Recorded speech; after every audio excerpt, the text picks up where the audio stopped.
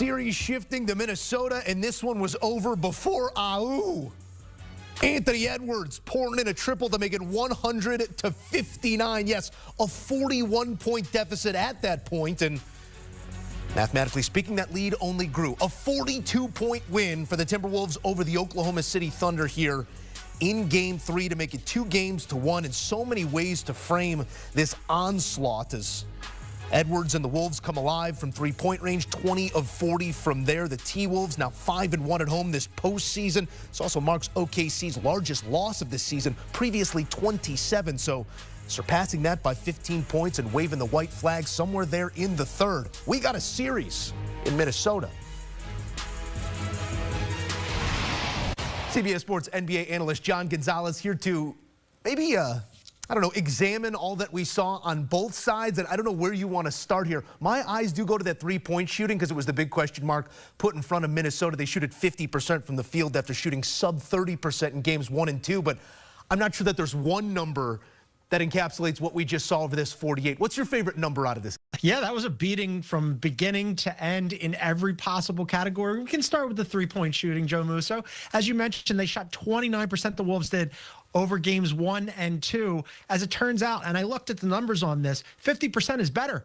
They went 20 for 40 from 3. It's amazing how much better you'll look when your three-point shot is falling. That's really been the recipe for them. They didn't change it up. They tried to get up as many shots as they could in game 1. They got up 51 three-pointers, 39, I believe, in game 2. The shot just wasn't falling. They get run off the floor. Tonight, it's the other way around.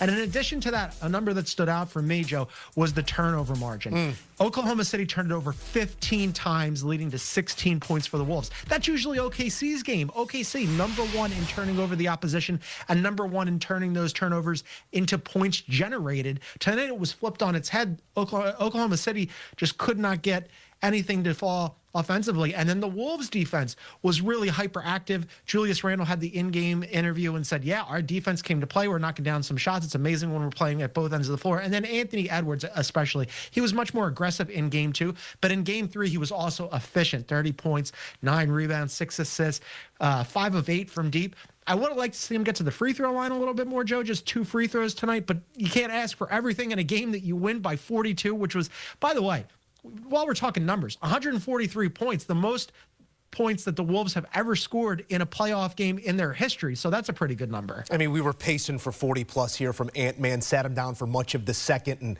this game was all but over to that point. And I kind of want to go there next, maybe not numerically, but in terms of the intangible. What did you make of the lack of defensive intensity getting off the bus here for OKC? Because for all that they do to a box score, their identity comes at the other end of the court. Yeah, surprising. It was definitely surprising because you're right. They use their defense to generate offense. As I mentioned, they love to get up and turn over the opposition and use that to create points. Coming into this series, they were scoring 24 points per game in the playoffs off of turnovers. That's roughly what Steph Curry was averaging in the postseason before he got hurt. So can you imagine just having like a defensive Steph Curry out there? But yes, you're right. They were completely flat coming out of this game. We've talked a lot about Oklahoma City and how in the first 2 games, they came out of the second half and used the third quarter to pull away from the Wolves. Well, the Wolves used the first quarter to jump all over Oklahoma City. Just 14 points for Oklahoma City in that first quarter. That's the fewest points that Oklahoma City has scored in any quarter this postseason. They were dead on arrival from the very beginning, and the Wolves just shot out of the gate like a rocket ship. It was really impressive what they did. So, yeah, if you're looking for what was going on with Oklahoma City, I guess their mind was back in game 1 and 2 in Oklahoma City, and now,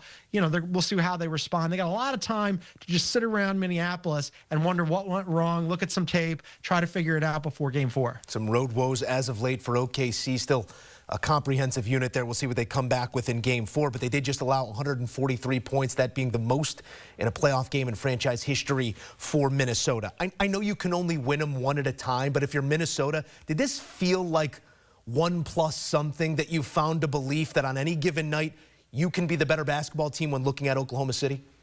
Absolutely. I mean, Joe, they scored 72 points in the first half. In game one, in the entirety of game one, they scored 88 points. As I mentioned, most points that the Wolves have ever scored in a single playoff game. Also, the 42-point margin that they beat Oklahoma City by, worst loss that Oklahoma City has ever had. Terrence Shannon scored 15 points in 11 minutes, Joe. He had 6 points in 6 playoff games total before tonight. He had more points than any other Oklahoma City player, including the guy who was the MVP in SGA. And SGA was mic'd up during the game, and he even called all this stuff out. He said that they were more physical than us right from the jump. The turnovers killed us. And he then said something else that I thought was really interesting. He said, we could still lose this series because of tonight's game, which if you are, after the first 2 games where you were flying high in Oklahoma City and then you go to Minneapolis and Minnesota and the Wolves just blow you off the floor right from the beginning, and all of a sudden you're even thinking about that, let alone saying it out loud that, hey, you know, we're the #1 seed. We're the best team in basketball all season long. We won 68 games. We came in and dominated in the first round.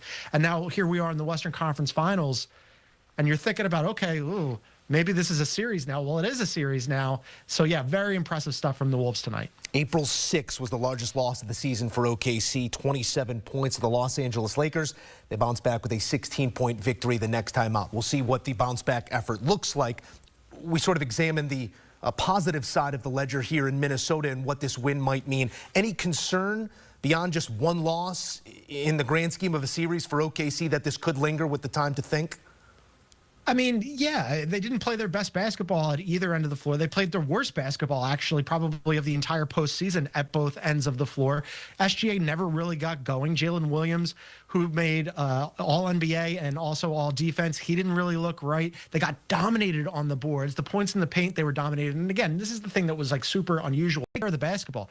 Generally, the Wolves are a little sloppy with the ball. Generally, Oklahoma City is super stingy with their own turnovers, and they're super aggressive in creating other turnovers, and that was completely flipped on its head. And then the other thing was, in games 1, 2, and 3 now, the Wolves put up a ton of three-pointers. They didn't make them in games 1 and 2. They made them tonight, and it really kind of got closer to what we saw from the Minnesota Timberwolves during the regular season when they shot the ball at a 39% clip as a team from deep, which was 4th best in the NBA. If you're Oklahoma City, first 2 games you're thinking, this is pretty good. They can't hit a shot. Our defense is amazing. Well, hold on a second. Don't forget that that team that you're playing is a really good shooting team, and it finally kind of like progressed back to the mean, right? This game 3 effort was much more in line with the way that the Wolves shoot the ball from deep than the first 2 games were. The first 2 games, Oklahoma City's defense really shined. But in this one, the Wolves were like, okay, wait a minute. Let's just all remember that we can also play basketball pretty well and we can shoot the ball pretty well. And now we're going to show them on our floor. We'll see what sort of effort is duplicated on either side. Series shifting to Minnesota, and this one was over before AU.